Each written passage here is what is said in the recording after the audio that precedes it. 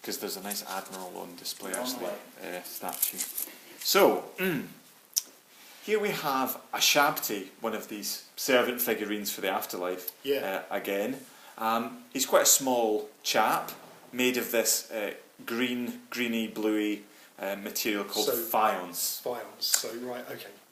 Which is this glazed ceramic that you make by mixing. Yeah, you basically get quartz, right? Sand. Crushed glass, crush it up and mix it with a binding agent like lime, that kind of thing, and push it into a mould. Yeah. And then fire it in the oven at a really high temperature. Yeah. And the sort of this kind of floats to the surface. The glaze. Glassy effect.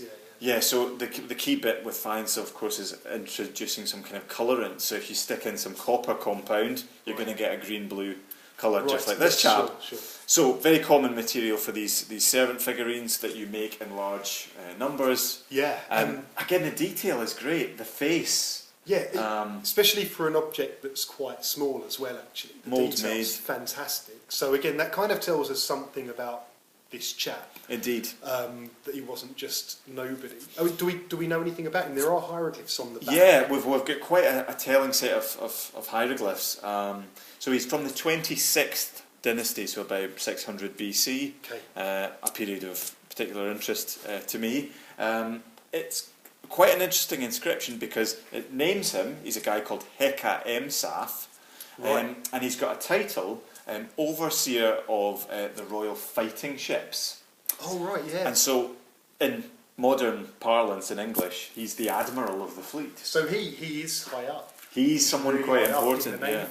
Right, fantastic. At a time when Egypt has a navy, yeah. Quite an interesting time internationally, about 600 BC. Yes. The Greeks are on the up. Yeah. Lots of interesting things are happening around the Mediterranean. Yeah, it's a real international age, isn't it? And so it's no surprise we start finding chaps like this coming to the surface. We know actually where this guy was buried. He's got a great big tomb at Saqqara. His mummy was found intact, covered in gold and jewellery, so he's someone quite wealthy. Yeah. So presumably he's not always engaged in fighting, but he's controlling trade as well. So that's where he's getting a lot of his. And he's got the typical Shabti look, though. Yeah. So no weaponry and those sorts of things. But nope. the agricultural tools, because that's the job this Shabti is supposed to do in the afterlife. Exactly, and he's got this little basket on the back of his. So he's got a basket over his shoulder to throw the harvest. Yeah, pieces, the seed out into the newly ploughed furrows that all the other little Shabtis. Just out of interest, so we've got a context for this chap. Do we know of any other Shabtis? Or of his? Yeah. In other museums, Heka-Emsaf is quite well represented.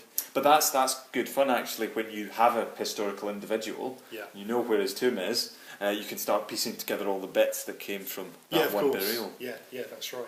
But clearly someone involved in the military in an international age, as you say, and someone who benefited from the fruits of international trade.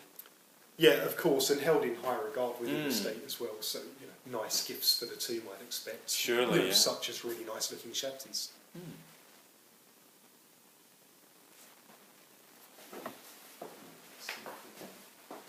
Yeah. See his title there, his name. Heka-Emsaf, magic in his protection. Sexy.